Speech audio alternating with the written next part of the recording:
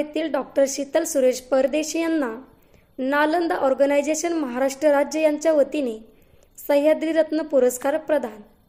पाहूया सविस्तर बातमी झुंजार न्यूज महाराष्ट्रमध्ये। नालंदा ऑर्गनायझेशन महाराष्ट्र राज्य यांच्या वतीने राज्यस्तरीय पुरस्कार सोहळा आयोजित केलेला होता।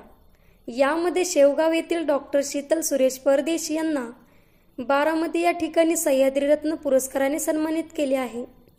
नालंदा ऑर्गनायझेशनच्या माध्यमातून विविध क्षेत्रातील नामवंत व कर्तबगार व्यक्तींना सन्मान सोहळा या ठिकाणी आयोजित केलेला होता।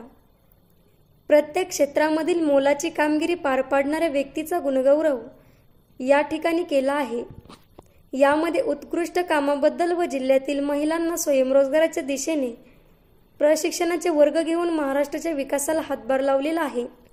यासाठी त्यांच्या कामाबद्दल त्यांना सह्याद्री रत्न पुरस्काराने सन्मानित करण्यात आले आहे। झुंजार न्यूज महाराष्ट्र संपादिका सोनाली माने, बिदाल।